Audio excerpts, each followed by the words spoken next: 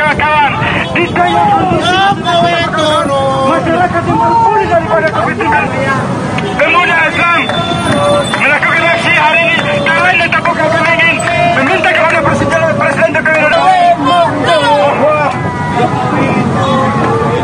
berangkat daripada keresahan Indonesia akan kemudian dilakukan oleh Presiden Jokowi, kawan-kawan, yang hanya kepada orang dengan mudah memberikan catatan bagaimana posisi PDIP pada waktu pemerintahnya Pak SBY yang dengan mati-matian menentang itu, bahkan tangis-tangisan di antara mereka itu muncul kembali gitu ya. Dan saya juga dikirimin dulu rupanya tahun 2012 menjelang pelantikan menjelang kenaikan harga BBM itu PDIP itu sampai membuat buku, semacam buku kecil gitu ya, Bu Merah, dengan memberikan alasan mengapa mereka menolak kenaikan harga BBM.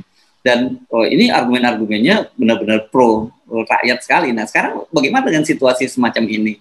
Dan mereka kemudian berubah sikapnya. Orang kan boleh jadi, nah ini memang politisi nggak bisa dipegang omongannya. Kan bahayanya di situ nanti. Ya kalau politisi ya memang begitu kelakuannya tuh. Sekarang dalam upaya dia memperoleh dukungan lagi, nggak tahu dia mau buku kecil apa. Mau buku kecil, buku besar pun tukang ojek bilang ini partai apa sih? Petani atau petani mungkin kurang begitu terinformasi itu. Tetapi buruh daerah itu, tukang beca itu, penjual bakso segala macam, yang tahu bahwa apapun yang diucapkan oleh PDIP itu memberatkan dia, apalagi mendukung kenaikan harga minyak tuh, harga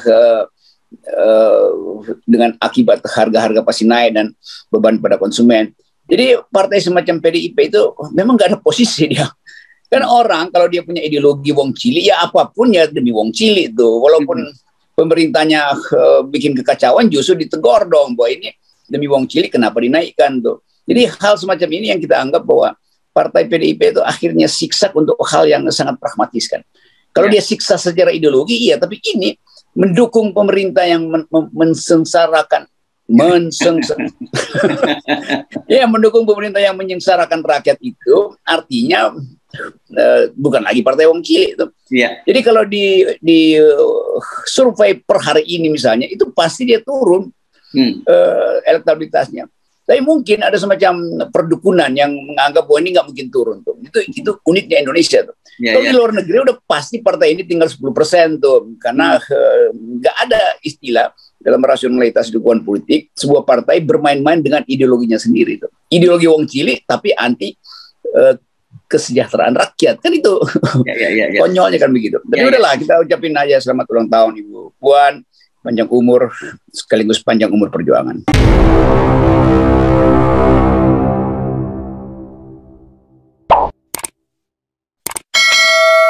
Halo, apa kabar Anda semua? Kembali berjumpa dengan saya, Ersbono Arif dan Bung Rocky Gerung. Ini di channel Rocky Gerung Official Forum News Network ya.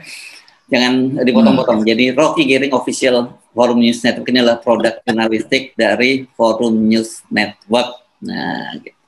Bung Rocky, kita lanjutin ngobrol kemarin kan sudah berlangsung unjuk rasa besar-besaran di berbagai daerah. Dan masih terus berlanjut ya, sampai hari ini terus berlanjut. Kemarin yang ironinya kemarin terjadi di DPR saya kira ya, karena DPR itu akhirnya secara boleh tidak dibilang aklamasi ya, karena partai-partai pendukung pemerintah semua sepakat untuk mendukung kenaikan harga BBM, termasuk juga PDIP, PKS walk out, dan kemudian Demokrat juga menolak. Nah di depan gedung DPR berlangsung unjuk rasa, tetapi di dalam gedung DPR berlangsung perayaan ulang tahun Ketua DPR. Ya, ini selalu kita mendapatkan ironi-ironi seperti ini dengan para wakil rakyat kita di gedung DPR. Betul, di dalam tentu DPR panjang umur Ibu Puan, tapi di luar panjang umur perjuangan kan sama aja tuh dua. Ya, sama ya sebenarnya ya. Dua aktivitas yang nggak mungkin dihentikan kan, nggak bisa. Kita menunda ulang tahun Ibu Puan kan nggak bisa ditunda tuh. Demikian juga perjuangan nggak bisa ditunda. Karena itu elemen-elemen masyarakat sipil itu seolah-olah cair di Jakarta dan di banyak kota. Dan pada akhirnya di malam hari televisi-televisi mulai memberitakan keadaan itu. Tentu bagian-bagian itu yang menggembirakan kita bahwa ada kebangkitan kembali civil society ini. Dan itu yang akan menuntun pada perubahan.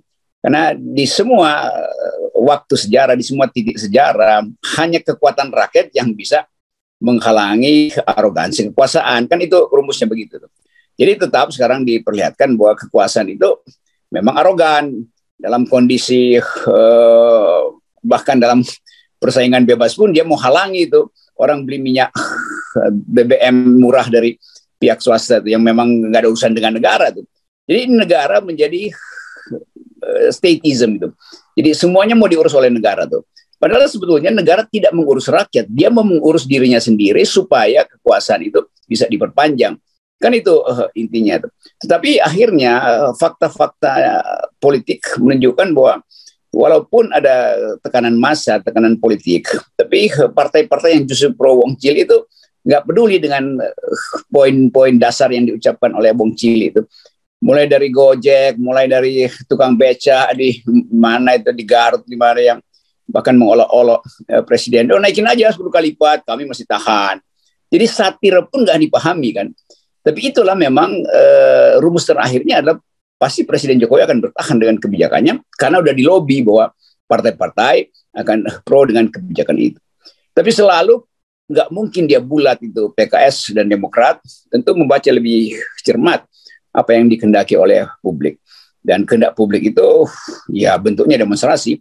Walaupun nanti pasti akan ada larangan, mulai polisi lakukan semacam pembatasan, tiba-tiba COVID diperpanjang, nggak boleh ada demo lagi. Itu. Jadi semua alasan yang dibikin itu tidak mungkin mampu untuk menghendaki kehendak sejarah.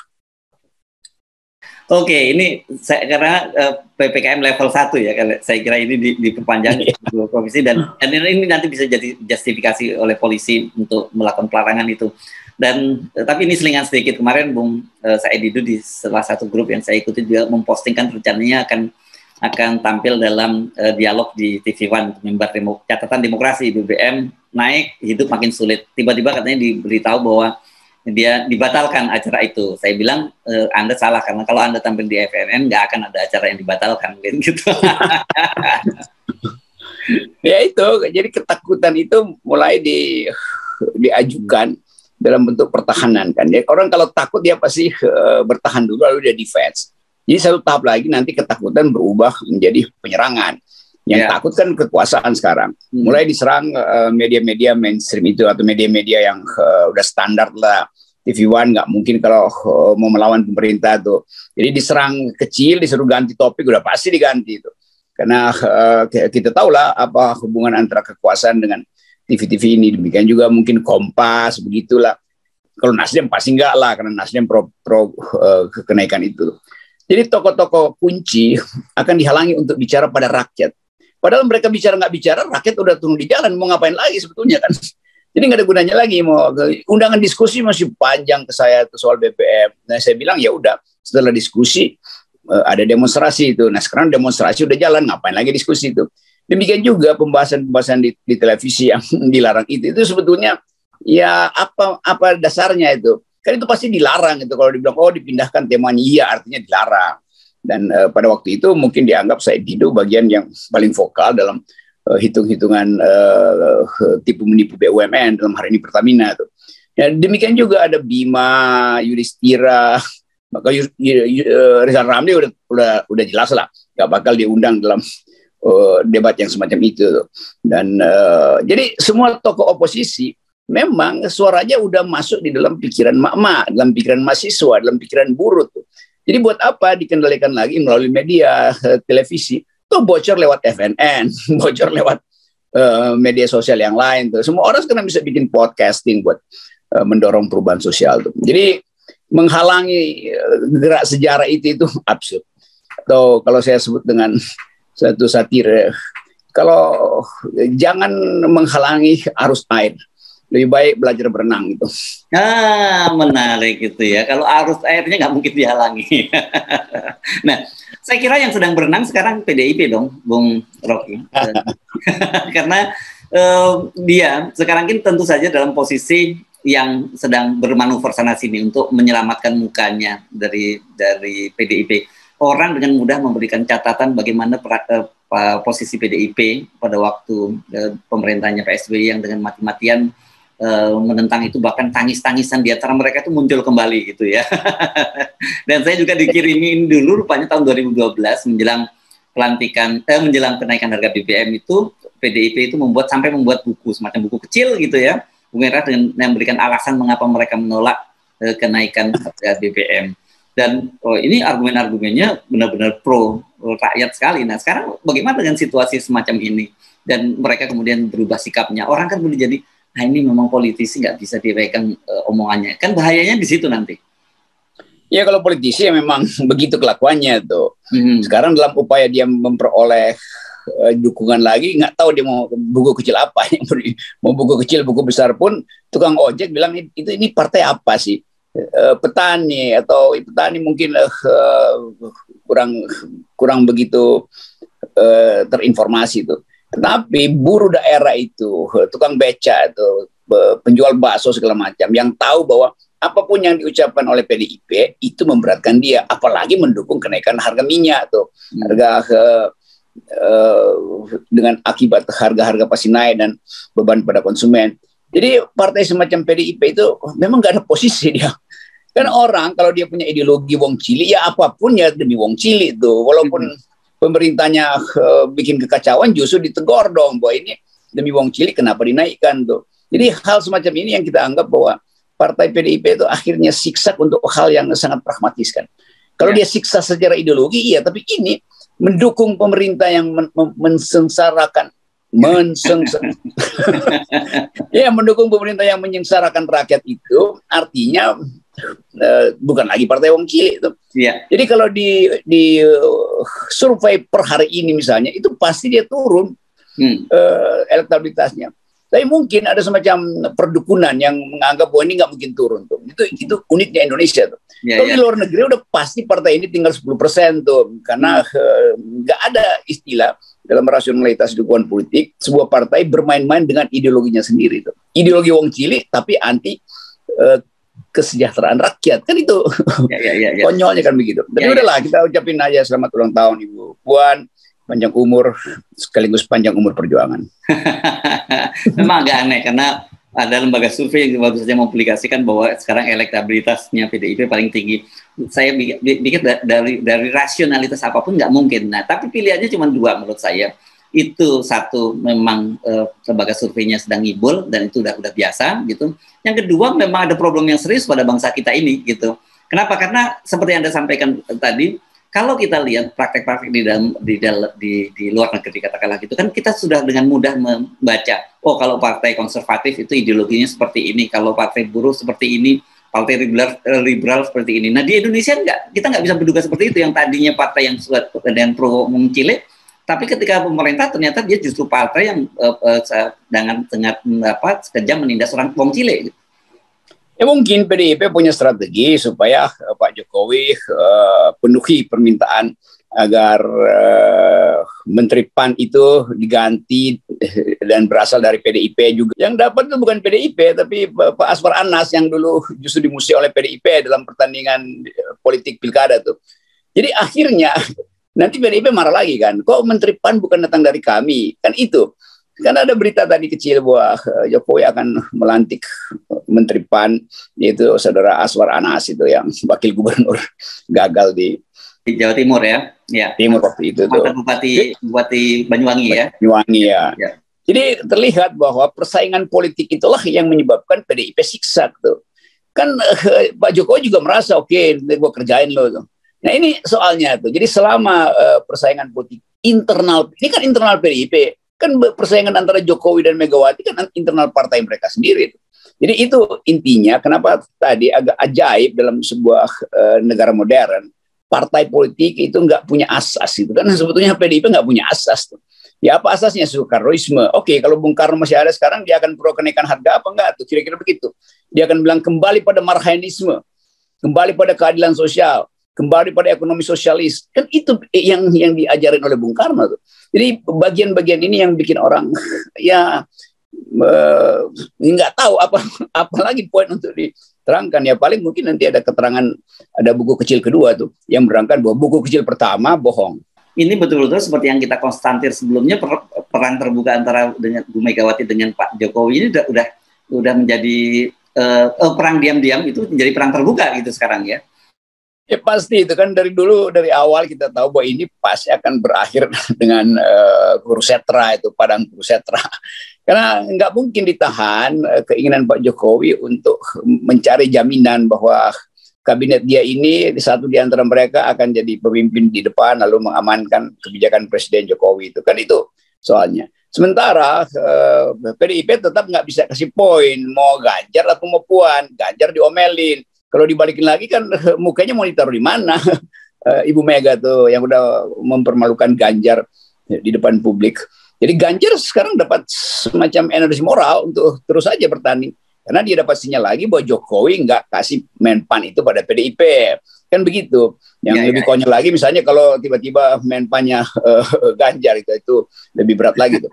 Tapi sekali lagi yang repot sekarang akhirnya Ibu Mega, dia mesti membujuk Pak Prabowo supaya masih mau berdampingan dengan Puan, dan Pak Prabowo tentu menghitung kalkulasi apa benar kalau saya berdampingan dengan Puan itu dari Pak Jokowi. Kan itu masalahnya berat itu kan. Dan kalkulasi itu yang dalam 300 hari ke depan itu akan menentukan masa depan Indonesia. Tapi masa depan yang masih 300 hari di pemilu itu nanti juga akan dievaluasi oleh kebijakan harga BBM sekarang. Dan bola udah nggak bisa dikendalikan itu, karena semua segmen masyarakat itu, pedagang pasar, angkutan umum, supir-supir mereka yang berusaha di bidang Gojek segala macam, offline transportation, itu semua merasa bahwa beban itu akhirnya tiba di dapur keluarga mereka. Itu intinya. Jadi kalau udah soal dapur keluarga, ya apapun orang akan pertahankan hak dia untuk protes lah.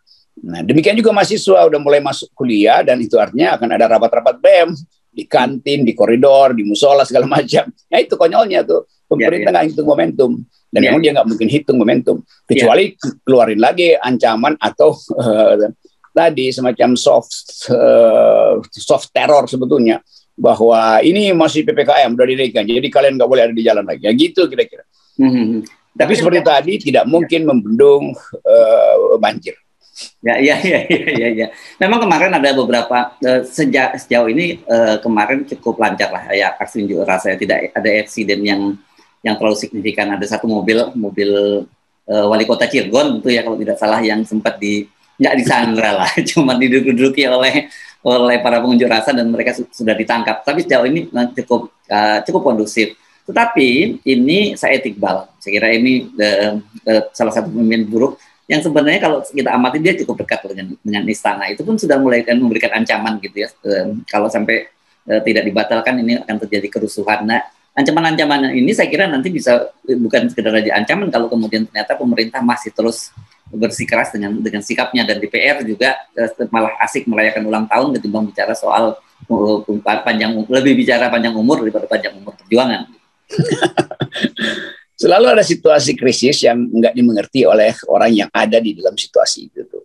Jadi seolah-olah ya biasa aja, kita ulang tahun aja.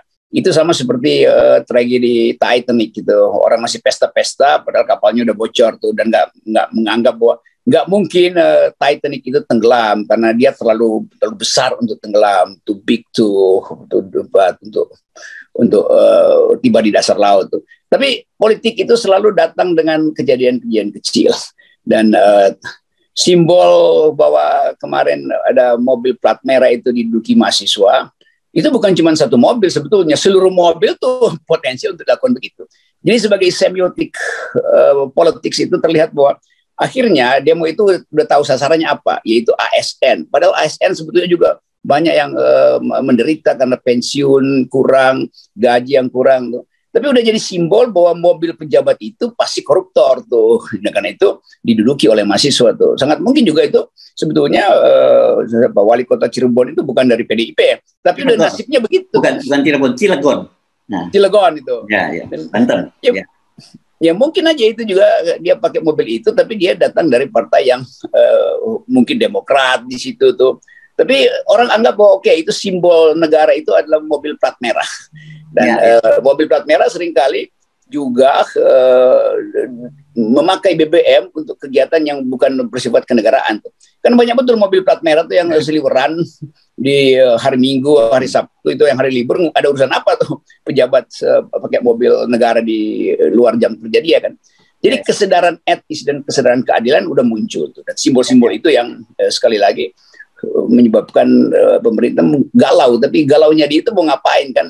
Pokoknya itu tuh. Ya. Nah, tadi kan Anda menyinggung soal, Anda menggunakan analogi ada pertempuran antara Pak Jokowi dengan PDIP ini sebagai pertempuran di Baratayuda di Kurusetra gitu, Padang Kurusetra. Ya, saya kira karena ini wayang yang modern dan kita lihat tipologi pemerintahnya, saya kira ini bukan Pandawa dan Kurawa, saya kira ini Kurawa dan Kurawa ini. Jadi perlu ada ada cerita baru tentang ini.